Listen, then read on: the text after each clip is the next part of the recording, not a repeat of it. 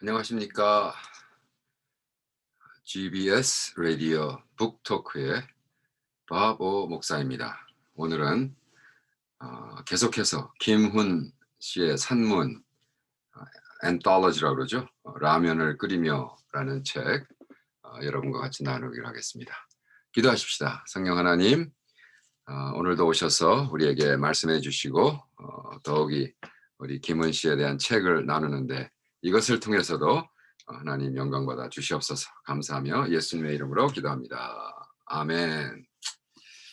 제가 이번에 저희 동네 도서관에 가서 김훈 씨 책 세 권을 빌렸습니다. 아들아 다시는 평발을 내밀지 말라. 그리고 김훈의 2004년도 이상문학상 작품집 화장이라는, 그리고 김훈 씨의 라면을 끓이며, 이 세 개를 읽다가 너무나 좋은 것을 많이 발견했는데, 첫째는 역시 김훈다운, 정말 짧은 그 작품이었지만 화장이라는 건 충격적이었고요. 벌써 이건 뭐 제가 북독을 했으니까 더 얘기 안 하고, 2015년도에 쓴 그리고 집필한 책이죠. 그래서 이 책은 왜 제가 재밌었다고 생각했냐면 엔톨로지라고 그러죠. 글 모은 건데 2002년도에 생각의 나무에서 나온 너는 어느 쪽이고 묻는 말들에 대하여, 그리고 2003년도에 나온 밥벌이의 지겨움, 그리고 바다의 기별이라는 생각의 나무 2008년도, 이 세 가지의 세 책에서 나온 책을 다 합쳐서 책 한 권으로 묶었고 2015년도에, 그러면서 이 책의 출간으로 앞에 적은 세 권의 책과 거기에 남은 글들을 모두 버린다 이렇게 얘기했습니다.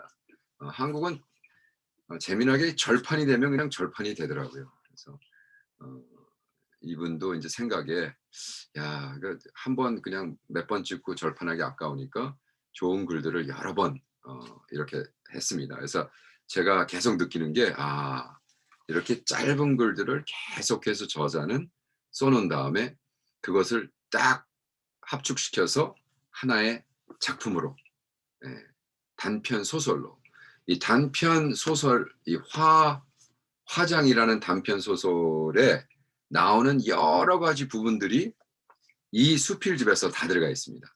여자에 대한 것, 냄새에 대한 것, 화장에 대한 것, 뭐 거기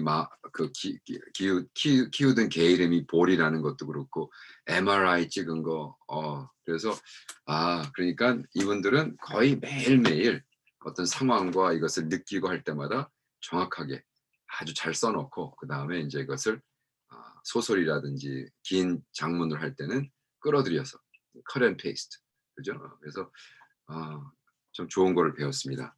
여기서 이제 라면에 대한 라면에 대한 것도 나오는데, 이분이 아마 이분의 글은 내가 참 좋아하는 게, 그 라면에 대한 얘기를 해도 그냥 뭐 라면이 맛있다 뭐 이런 게 아니라 라면의 뭐라고 그러죠?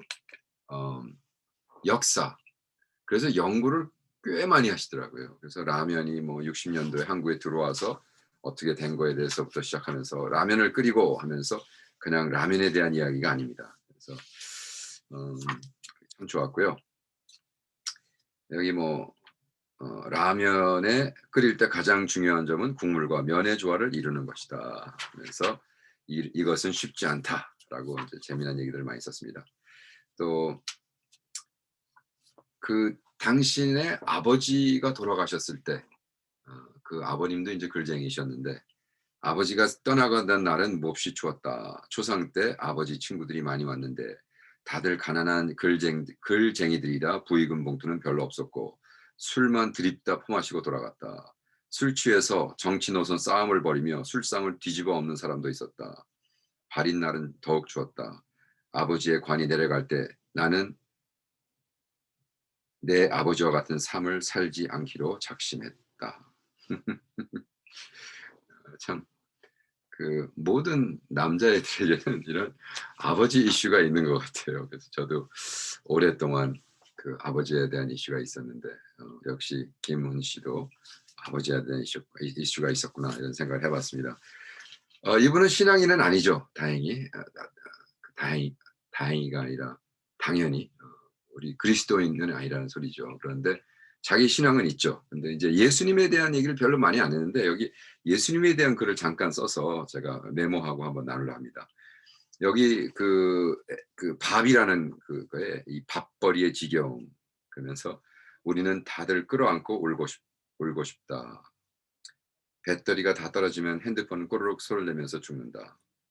밥벌이의 지겨움. 그러면서 말이 예수님이 인간의 밥벌이에 대하여 말씀하시기를 하늘에 나는 새를 보라 씨 뿌리지도 않고 거두지도 않거늘 하늘에 계신 아버지께서 먹이시느니라라고 하셨지만 나는 이 말을 믿지 못한다. 왜? 하나님이 새는 맨입에 먹여줄지 몰라도 인간의 맨입에 먹여주지는 않는다. 뭐 그 불신앙인들이 할 수 있는 얘기죠. 근데 이제 우리는 이것을 더 깊은 차원에서 이야기하지만 역시 아직 예수를 못 만났구나 이런 생각을 해봤습니다. 저는 정말 김훈 씨를 한번 만나고 싶어요. 제가 만나고 싶었던 분들이 꽤 많은데 저는 죽기 전에 밥 딜런하고도 한번 만나서 대화하고 싶고 류시와 씨와도 한번 만나서 대화하고 싶고 그 중에 한 분이 이제 김훈 씨까지 하나 늘었는데 저희 버킷 리스트에 들었습니다. 이분이 이제 공이라는 거에 대한 연구를 해서 글을 썼습니다. 공놀이의 역사는 오래되었다. 서양에서는 호모의 글에 편을 갈라서 공을 차는 얘기가 나오니까 그 이전부터 사람들은 공을 차고 놀았다고 봐야 한다. 우리나라에는 삼국 시대부터 격구라는 공놀이가 있었다. 그래서 격구라는 것은 이제 그 필하키와 해서 요를 말하는 폴로 같은 게임이었대요. 말을 타고. 근데 그것이 결과적으로 전쟁과 연결돼서 말 타는 사람들 훈련하고 서로 팀 라이딩하고 서로 하는 것을 훈련시켰다는 거죠. 격구는 전쟁의 냄새가 난다. 재미나 이번에 참 상상력은 아주 놀랍습니다. 야구공은 축구공과는 좀 다르다. 야구공은 늘 수비 쪽의 목이지만 타자가 공을 쳐내는 순간 수세와 공세의 구분이 허물어져 가는 새로운 시간 속에서 그라운드의 판도는 신속히 바뀐다. 또 축구공도 얘기하고 축구는 전쟁의 모습을 닮아 있음에도 불구하고 두 진영 사이의 적대 행위가 아니다. 근데 배구공은 수공 전환의 공이다. 공은 아군을 부수기 위해서만 네트를 넘어온다. 공은 아군의 땅바닥에 사나운 기세에 내리꽂힌다. 이 공세를 받아내는 순간 아군의 수세는 즉각 공세로 바뀐다. 공은 그 무수한 전환을 수용한다. 어떻게 배구를 보면서 저런 글을 써낼 수 있을까? 참 아주 정말 천재들 같아요. 그러한 의미에서 공은 완벽한 객관물이다. 공은 구형이 아니면 안 된다. 그러면서 공은 상징이라고 하기에는 너무나도 현실적이고 현실이라고 하기에는 너무나도 상징적이다. 공은 힘센 매개체인 것이다.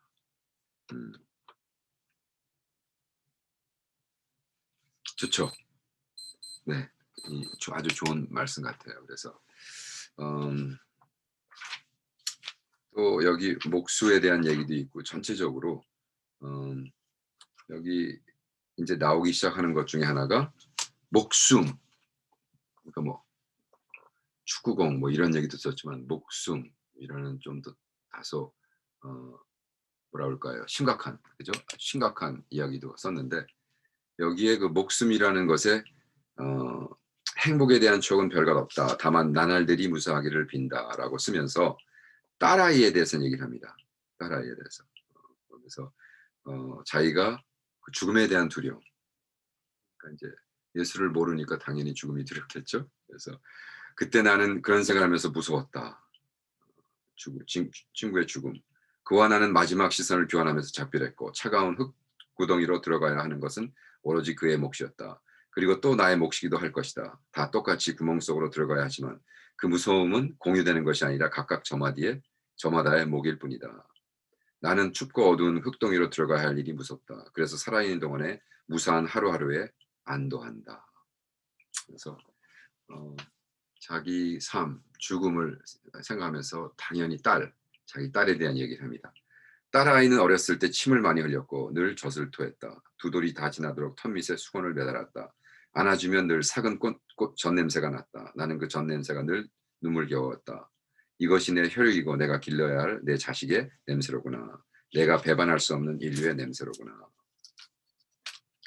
이 여자아이가 또 여자아이를 낳고 그 아이가 또 여자아이를 낳을 것이다. 나는 이 진부하게 순화되는 삶의 일상 속에서 기적과도 같은 경이를 느꼈다. 삶은 느리고도 길게 계속되는 것이고 무사한 그날 그날 속에 젖을 토하던 아이가 다 큰 여자로 자라는 것이다.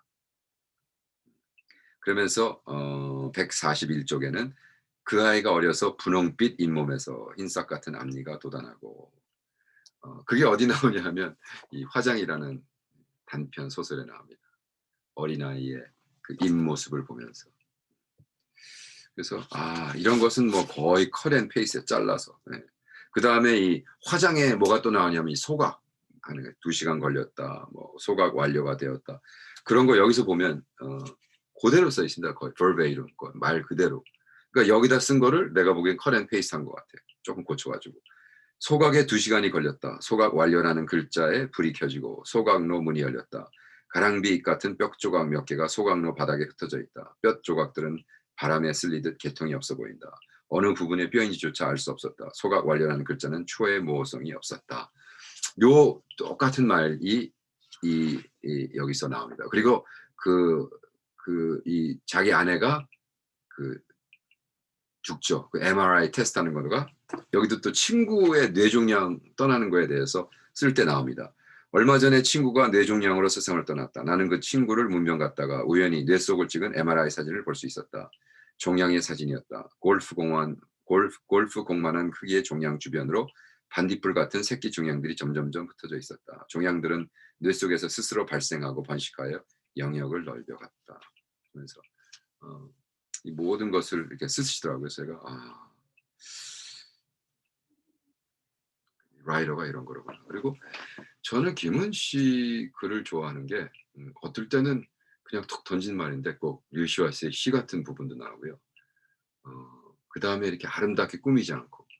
그러니까 제가 좋아하는 캄보디아의 그 아티스트가 있어요. 카오 트시아라는 분이 있는데 그분은 붓으로 그리지 않습니다. 그래서 막 이렇게 막 응게 버리고 이렇게 막 커버하고 하지 않습니다. 그분은 이제 그 칼이죠. 이렇게 칼로 쓰는. 그래 찍어서 칼로 쭉쭉 이렇게 해가지고 아주 날카로운데 그 날카로운 것을 가지고 아름답게도 하고 꽃도 그리고 뭐 바다도 그리고 그래서 굉장히 좋아하는데 그러한 어떤 필이 딱 옵니다. 이것을 때 칼로 막 긁어내는 글체죠. 여기에 이제 장모님의 죽음에 대한 얘기를 하면서 이재마 여기 제가 아마 먼저 소개했을 거예요. 이재마라는 분의 글. 그래서 동의 수세 보완에 써 있는 책을 읽으면서 그는 이렇게 쓰고 있습니다.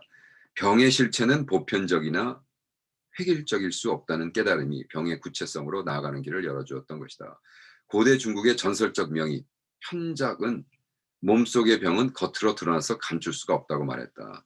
그는 망진의 최고의 진착술로 꼽았다. 환자를 자세히 들여다봄으로써 그 병을 알 수 있다는 것이다.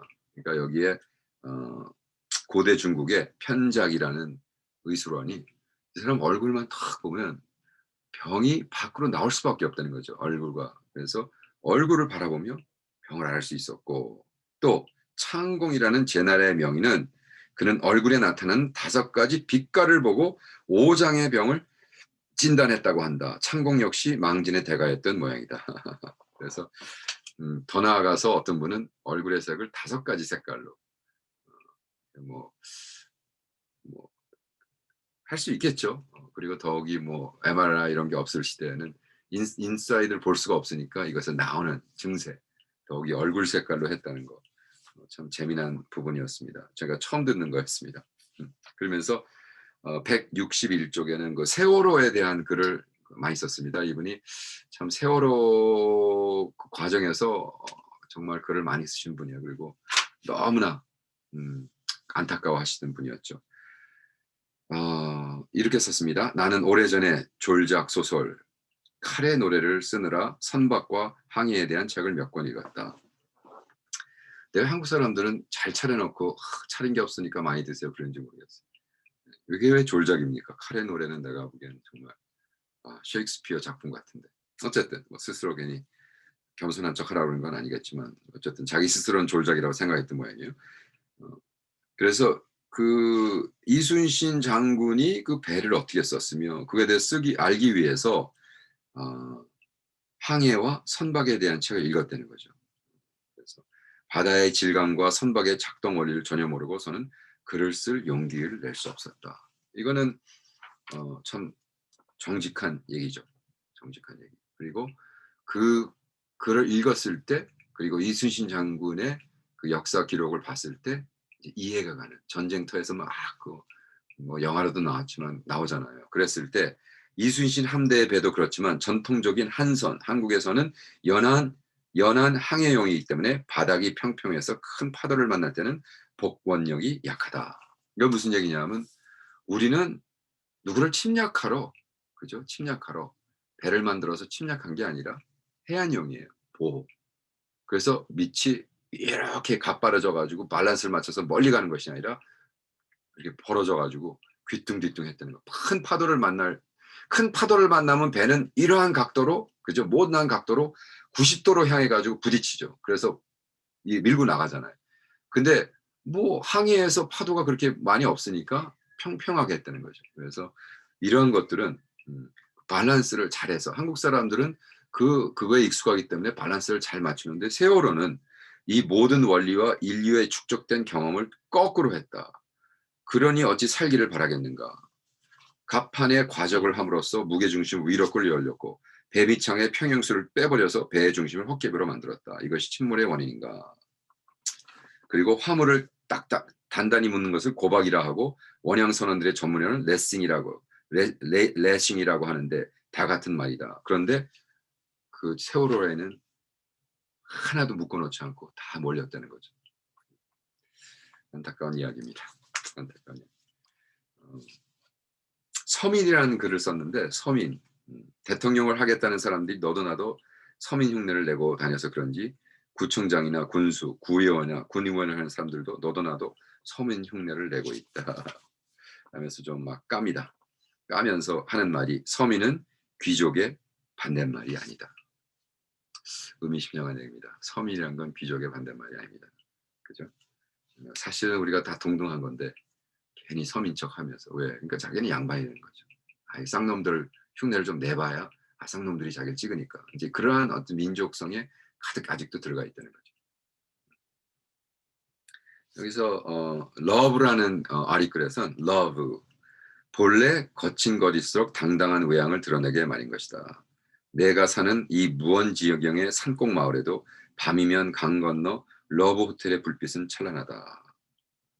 러브 호텔들은 그 조악한 건축 양식을 조금도 부끄러워하지 않는다. 한국에 참 저도 갈 때마다 느끼는 건데 참 이거 어떡하냐. 한 번은 어느 지역을 갔는데 그 동네는 호텔이 러브 호텔밖에 없는 거예요. 그게 강사인데 아예 민박을 시키지 그러면 이상한데 하여간에 그 호텔 들어가면서 고부터 그냥 그 성적 그 카셋을 그냥 쫙 깔아 놓은 거예요. 민망한 거예요. 네. 그리고 들어갔더니 "저기 몇 시간 쓰세요?" 그러는 거예요. 그래서 내가 "아니 저 교회 강사로 왔는데 몇 시간을 쓰다니요." 네. 그래서 그 교회에서 몇 시간 안 쓰고 계속 썼기 때문에 돈을 엄청나게 냈다고 그러더라고요. 여러분 시골에 있는 어쨌든 그런 목사님들 좀 강사님을 초대할 땐 그럼 민박을 시키세요. 민박을. 민망하지 않게. 네.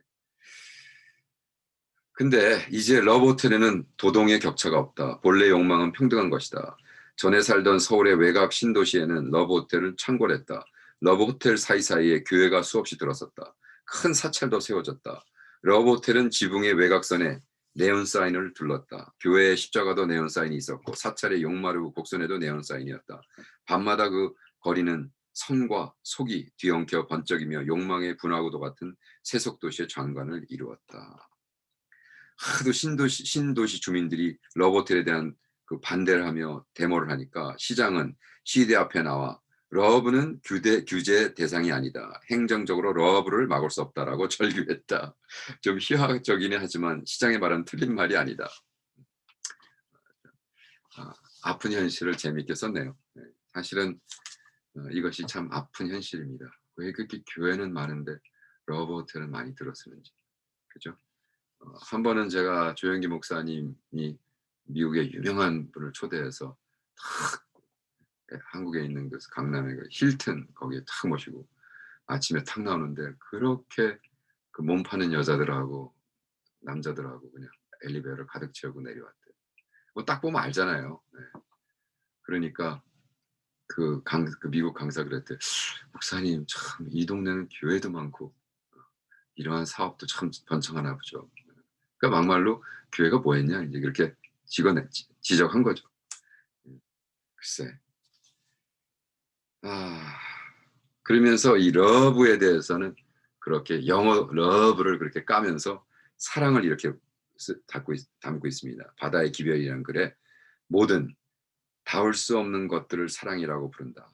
모든 품을 수 없는 것들을 사랑이라고 부른다. 모든 만져지지 않는 것들과 불러지지 않는 것들을 사랑이라고 부른다. 모든 건널 수 없는 것들과 모든 다가오지 않는 것들을 기어이 사랑이라고 부른다. 와우. 그러면서 이렇게 썼습니다. 가을은 칼로 치듯이 왔다. 가을이 왔는데 물가의 메뚜기들은 대가리가 굵어졌고 굵은 대가리는 겨우 여름에 햇볕에 그을려 누렇게 변해 있었다. 메뚜기 대가리에도 가을은 칼로 치듯이 왔다. 그것들도 생로병사가 있어서 이 가을에 땅 위의 모든 메뚜기들은 죽어야 하리. 그 물가에서 온 여름은 혼자서 놀았다. 그 물가에서 온 여름을 혼자서 놀았다. 놀았다기보다는 주저앉았다. 사랑은 모든 닿을 수 없는 것들을 이름이라고 그 갯벌은 가르쳐 주었다. 이걸 읽으면서 좀 울컥했어요. 그리고 이건 뭐 신의 시, 그죠? 이거는 딱 읽으면 꼭 류시아 씨의 그 딱 필이 오잖아요. 그 류시아 씨의 시가 꼭 이렇거든요. 그리고 인제 여자 원, 그래서 여자들에 대한 그 몸 냄새에 대해서 썼고, 여자 투, 여자들은 아무 데서나 화장을 한다.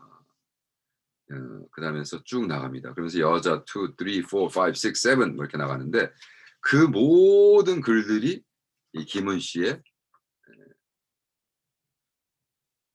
노벨, 그죠? 단편 소설, 화장에 써 있습니다. 여자가 화장하는 모습, 여자의 냄새 나는 것, 여자의 아름다움에 대한 정의. 그게 놀랐어요 저는. 이렇게 에세이를 다 정직하게 져 놓은 다음에 이것을 다 모아 가지고 소설을 쓰신 거로구나. 그리고 이분에 대해서 김은 씨에 대해서 또 새로운 거 하나 발견했는데 이렇게 쓰고 있습니다. 손이라는 글에는 한평생 연필로만 글을 쓰다 보니 출판사 편집자들부터 눈총을 받고 산다. 그래도 나는 아무래도 컴퓨터로는 글이 써지지 않는다. 저는 너무 놀랐어요.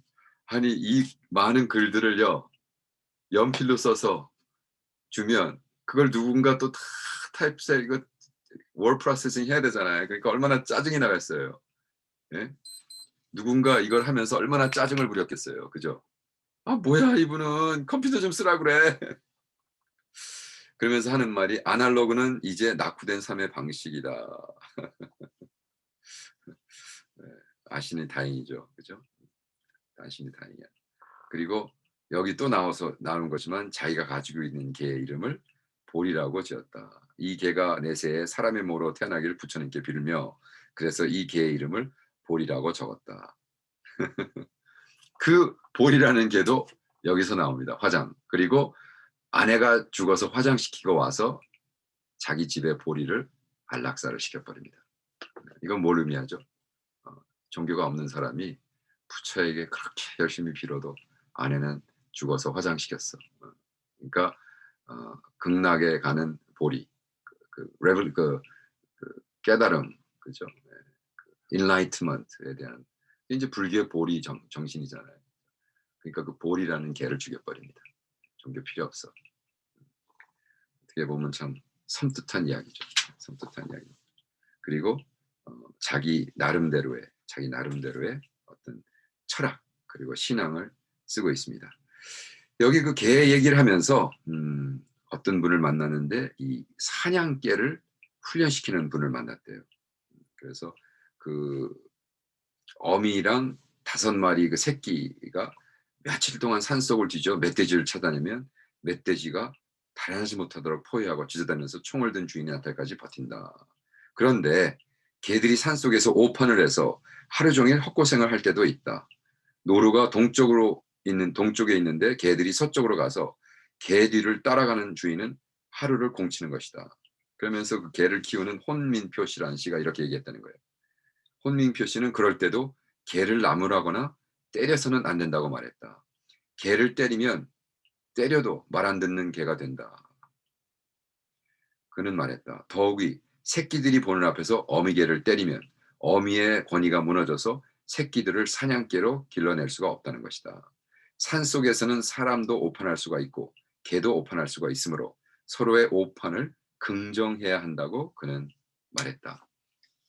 그래서 개 키우는 거를 이제 슬쩍 사람들의 키우고 사람들을 훈련하는 거랑 비유하죠. 음, 그래서 얼마나 이분의 그 날카로운 observation, 관찰력은 대단합니다. 그래서 그거를 어, 그가 관찰하고 느끼고 묵상하다가 연필로 써서 출판사에 보내서 이렇게 책들이 되고 나왔는데 참 놀랐다고 생각합니다. 그리고 제가 배웠던 것은 맞다. 이분은 끊임없이 노력하고 끊임없이 연구하고 끊임없이 리서치 연구해서 다 적어놓고 그러니까 뭐 내 생각에는 컴퓨터로 안 적으니까 이걸 다 종이에다 그죠? 예를 들어 어 뭐 라멘의 역사 뭐 이런 걸 컴퓨터로 월 프로세싱 안 했다니까 너무 놀라운 게 그러면 그걸 연필로 어느 다른 종이에다 적어서 모아 놨다가 자기가 쓸 때 다시 그걸 연필로 적고 야 이게 말이 됩니까? 2015 년도에 나온 이 책. 이렇게 작가의 말은 이렇게 쓰고 있습니다. 본래 스스로 그러한 것들을 향하여 나는 오랫동안 중언부언하였다. 나는 쓸 수 없는 것들을 쓸 수 있는 것으로 잘못 얻고 헛된 것들을 짓거렸다. 간절해서 쓴 것들도 모두 시간에 쓸려서 바래고 말하고자 하는 것은 늘 말밖에 있었다. 지극한 말은 말의 굴레를 벗어난 곳에서 태어나는 것이리라. 지극한 말은 말의 굴레를 벗어난 곳에서 태어나는 것이라. 그러니까 사실은 그렇죠 모두가. 갑자기 예수를 믿고 하다가 갑자기 레벨레이션이 탁 오잖아요. 그럼 말로 형용할 수가 없어요. 그래서 덕이 쓸 수는 없어요. 아니 말로 형용이 안 되는데 어떻게 쓰겠어요. 그래서 어, 지극한 말은 말의 굴레를 벗어나 태어난다. 저도 참 동의합니다. 이제 함부로 내보낸 말과 그를 뉘우치는 일을 여생의 과속으로 삼되 뉘우쳐도 돌아갈 수는 없으니 슬프고 누추하다. 나는 사물과 직접 마주 대하려 한다. 이게 이제 실존 철학에서 나오는 겁니다. 그래서 어떤 말을 형용하지 않고 말을 예쁘다 하지 않고 그것을 직접 이야기하는. 그래서 2015년 여름은 화탕지옥 속의 아비규환이었다. 덥고 또 덥고 나는 나무 그늘에서 겨우 견디었다. 그 여름이 가고 가을이 또 와서 숙살의 서늘함이 칼처럼 무섭다. 이분은 칼을 좋아하는 것 같아요. 낮고 순한 말로 이 세상에 말을 걸고 싶은 소망으로 몇 편의 글을 겨우 추려서 이 책을 엮는데 또 하나의 장애물을 만드는 것이 아닌지를 나는 걱정한다. 2015년 가을 김훈. 네, 참 좋은 책이었습니다. 김훈 라면을 끓이며 내가 다시 한번 언젠가 라면을 먹을 때 한번 저를 깊게 생각할 것 같은 이런 책이었습니다. 자, 여러분 좋은 책 많이 읽으시고요. 또 저도 시간 나는 대로 좋은 책 많이 읽어서 여러분과 나누도록 하겠습니다. 북토크 오늘은 여기까지 하겠습니다. 자, 여러분 다음 턱까지 좋은 나날들로 채워지기를 축원합니다. 예수 이름으로 기도합니다. 아멘. 감사합니다. 바이. 다음 톡 북톡에 봬요. 바이.